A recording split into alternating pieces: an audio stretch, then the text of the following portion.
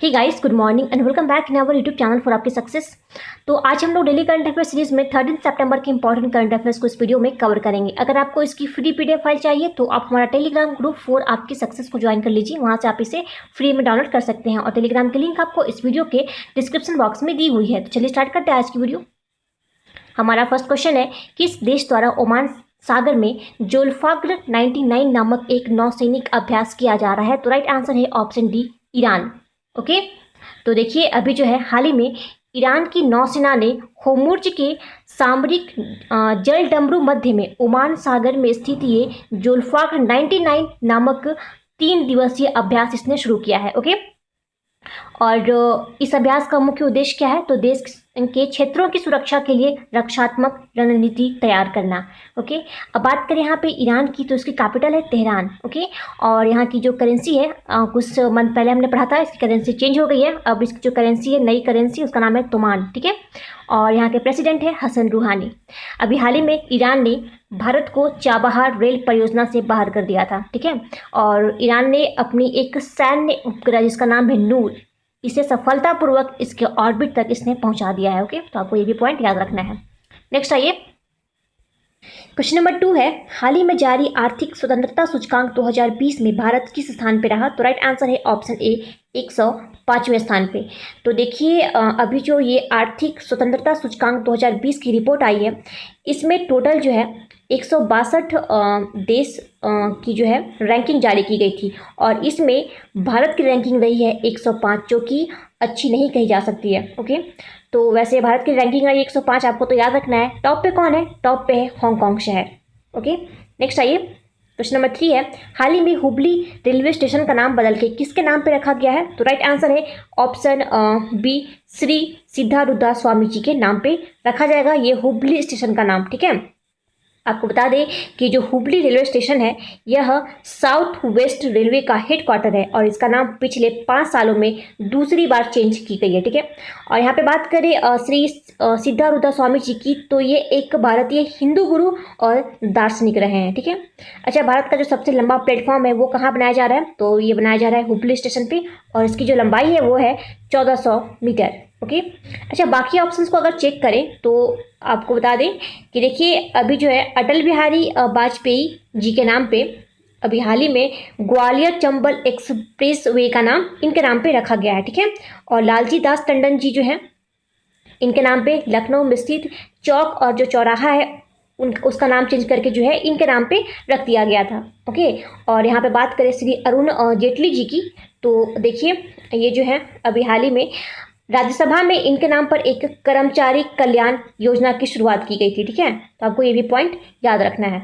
Next आइए, number 4 है, हाल ही में भारत की सबसे बड़ी पिगड़ी प्रोजेक्ट यानी कि सुअर पालन परियोजना किस राज्य में शुरू हुई है? तो इसका राइट आंसर है ऑप्शन बी, मेघालय। ओके, तो देखिए अभी हाल ही में जो है भारत की सबसे बड़ी ये जो सुअर पालन परियोजना है, इसकी शुरुआत हुई है मेघालय में, और मेघालय की सरकार ने एनसीडीपी की सहायता से इस परियोजना की शुरुआत की है, और इस परियोजना के लिए मेघालय सरकार 220.50 करोड़ रुपए ये खर्च करेगी। ओके, और बात करें यहाँ पे मेघालय की, तो इसकी कैपिटल है शिलोंग, और यहाँ के जो मुख्यमंत्री हैं इनका नाम है कोनरोड संगमा।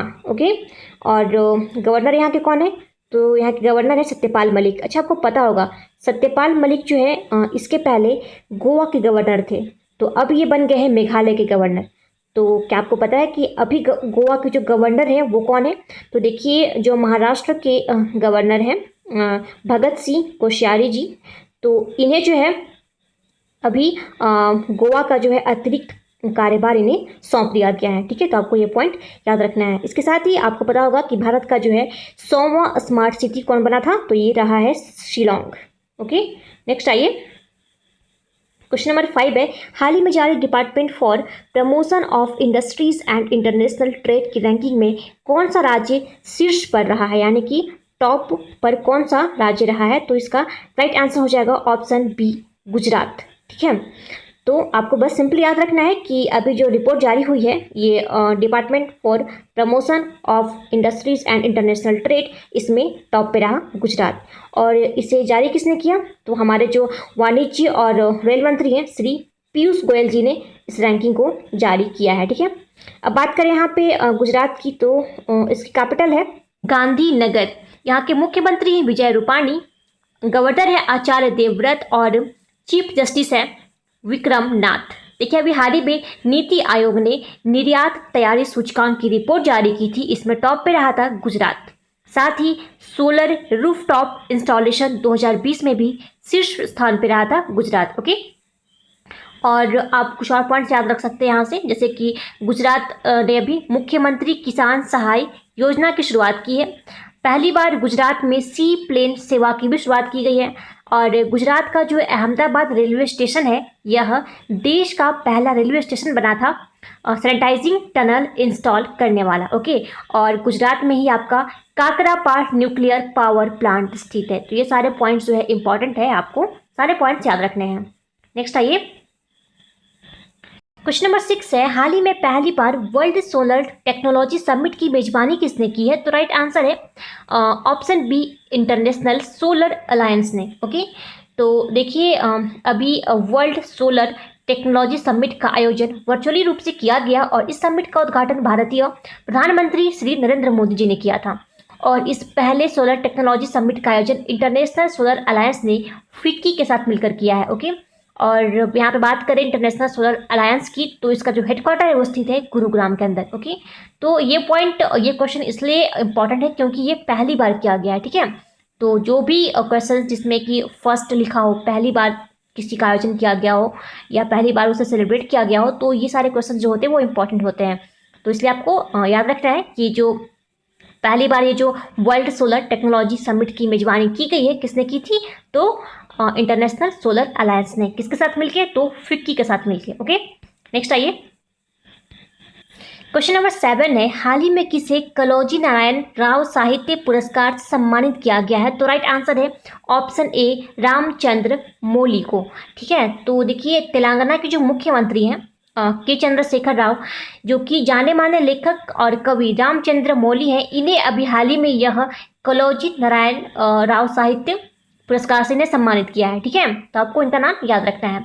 बाकी यहाँ पे बात करें वेट नारायण स्वामी की, तो इन्हें भी हाल ही में इंफ्रा बिजनेस लीडर अवार्ड से सम्मानित किया गया है। और साथ ही कृतिका पांडे, इन्हें एशिया रीजन के लिए कॉमनवेल्थ शॉर्ट स्टोरी प्राइज इन्हें दिया गया था। ठीक है, नेक्स्ट आइए, क्वेश्चन नंबर 8 है, हाल ही में पहला हमले से शिक्षा की रक्षा के लिए अंतर्राष्ट्रीय दिवस कब मनाया गया है? तो ये भी क्वेश्चन इंपॉर्टेंट है क्योंकि यहाँ पे भी लगा हुआ है आपका फर्स्ट, यानी कि जो पहली बार इसे मनाया गया है।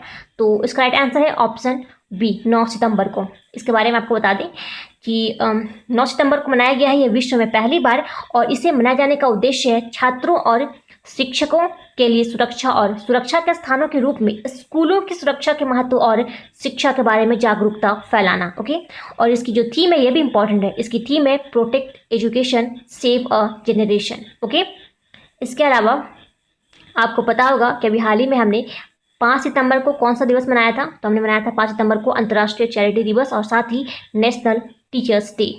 7 सितंबर को हमने मनाया है international day of clean air for blue sky, और ये भी पहली बार मनाया गया था। ओके, और 8 सितंबर को हमने मनाया था अंतर्राष्ट्रीय साक्षरता दिवस और 10 सितंबर को मनाया था world suicide prevention day. Okay, next आइए, क्वेश्चन नंबर 9 है, किसने वुशु विश्व चैंपियनशिप 2019 में गोल्ड मेडल जीता है? तो राइट आंसर है ऑप्शन ए, पूनम खत्री। तो गाइस आपको लग रहा होगा कि ये जो चैंपियनशिप है ये 2019 में हुई है, मैं इसे अभी क्यों बता रही हूँ। देखिए जो पूनम खत्री हैं ये अभी न्यूज़ में है। क्यों न्यूज़ में है? तो सबसे पहले आप ये जान लीजिए कि जो पूनम खत्री हैं ये भारतीय पुलिस अधिकारी हैं और इन्होंने पिछले साल यानी कि 2019 में विश्व वुशु चैंपियनशिप में इन्होंने सिल्वर मेडल अपने नाम किया था। ओके, और गोल्ड मेडल जो है ये मिला था ईरान की मारियम को, लेकिन अभी जो डोपिंग टेस्ट किया गया उसमें मारियम जो है ये पॉजिटिव पाई गई, इसीलिए ये जो पूनम खत्री जी हैं इनका सिल्वर मेडल अब कन्वर्ट किया जा रहा है गोल्ड मेडल में, इसलिए इनका नाम इम्पॉर्टेंट हो जाता है। ओके, और बाकी ऑप्शंस को देखें यहाँ पे, तो ये सारे ऑप्शन जो है इम्पॉर्टेंट है। रानी रामपाल ये भारतीय महिला हॉकी टीम की कैप्टन है। रोहित शर्मा क्रिकेट से बिलोंग करते हैं और मनिका बत्रा जो है ये टेबल टेनिस खेलती हैं। एक और नाम आपको याद रखना है विनेश फोगाट का, आपको पता होगा कि इस बार जो राजीव गांधी खेल रत्न पुरस्कार दिया गया है वो 5 लोगों को दिया गया था। 4 तो ये हो गए, यहाँ पे जो मैंने अपने आपको नाम बताया अभी। 5वें कौन है, 5वें खिलाड़ी कौन है, आप जो है कमेंट बॉक्स में हमें कमेंट करके बताइए इसके बारे में। तो नेक्स्ट बढ़ते हैं। क्वेश्चन नंबर 10 है, किस सोशल मीडिया प्लेटफॉर्म ने आत्महत्या को रोकने के लिए डेयर्स हेल्प नाम से एक सर्च प्रॉम्प्ट शुरू किया है? तो राइट आंसर है ऑप्शन बी, ट्विटर। तो इसके बारे में आपको बता दें कि ट्विटर इंडिया ने अभी हाल ही में मानसिक स्वास्थ्य और आत्महत्या की रोकथाम के लिए संसाधनों के लिए एक समर्पित सर्च प्रॉम्प्ट शुरू किया है। यह पहल विश्व आत्महत्या रोकथाम दिवस के अवसर पर शुरू की गई है, ठीक है। और ये जो सर्च प्रॉम्प्ट है हैशटैग डेयर्स हेल्प को national institute of mental health and neuro sciences के सहयोग से इसे लॉन्च किया गया है, ठीक है। तो आपको सिंपली याद रखना है कि जो सर्च प्रॉम्प्ट है इसे शुरू किया है ट्विटर इंडिया ने, ओके। नेक्स्ट आइए, क्वेश्चन नंबर 11 है, सीमा मुद्दों को हल करने के लिए भारत ने किस पड़ोसी देश के साथ 5 बिंदु योजना पर सहमति व्यक्त की है? तो राइट आंसर है ऑप्शन डी, चाइना, ओके। तो देखिए अभी जो है हाल ही में वास्तविक नियंत्रण रेखा यानी कि एलसी की स्थिति के बारे में भारत और चीन ने हाल ही में 5 बिंदुओं पर सहमति व्यक्त की है, ओके। और मॉस्को में विदेश मंत्री जो हमारे हैं एस जयशंकर जी और चीनी समकक्ष यानी कि जो चीन के विदेश मंत्री हैं, क्या नाम है इनका, वांग यी। तो इनके बीच ये रणनीतिक वार्ता हुई जो कि सैनिकों के विघटन और तनाव कम करने पर केंद्रित रही थी, ठीक है। तो बस सिंपली आपको याद रखना है इस क्वेश्चन से कि हाल ही में जो है सीमा मुद्दों को हल करने के लिए भारत ने चीन के साथ ये 5 बिंदु योजना पर सहमति इन्होंने व्यक्त की है, ओके। नेक्स्ट आइए, हमारा आज का लास्ट क्वेश्चन है, एशिया के सबसे बड़े एयर शो एयर इंडिया 21 की मेजबानी किस भारतीय शहर द्वारा की जाएगी?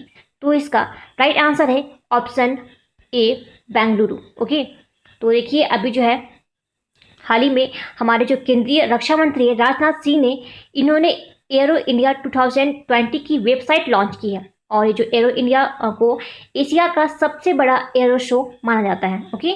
और ये जो शो है इसका संस्करण यानी कि इसका जो 13वां संस्करण है यह अगले साल 3 फरवरी से 7 फरवरी तक बेंगलुरु के वायु सेना स्टेशन यलहंका में आयोजित किया जाएगा, ओके। तो बस सिंपली आपको याद रखना है कि जो शो है ये कहाँ पे इसकी मेजबानी की जाएगी, किस शहर के द्वारा, तो बेंगलुरु शहर के द्वारा की जाएगी, ओके। तो गाइज ये था हमारा आज का important current affairs. I hope आप सबको पसंद आया होगा। अब बढ़ते हैं क्विज पे। तो हमने आपसे कल प्रश्न पूछा था कि हाल ही में नॉर्थरोप ग्रूमन ने अपने सिग्नस स्पेसक्राफ्ट का नाम किन के नाम पे रखा है? तो राइट आंसर था कल्पना चावला। आप सभी ने बिल्कुल सही आंसर दिया था। आज के लिए आपका प्रश्न रहेगा, आपको बताना है कि भारत ने किस देश के साथ acquisition and cross servicing agreement यानी कि SCSA पर हस्ताक्षर किए हैं। तो आप अपना आंसर हमें कमेंट बॉक्स में कमेंट करके बताइए। तो गाइस आज की वीडियो यही समाप्त करते हैं। Thanks for watching.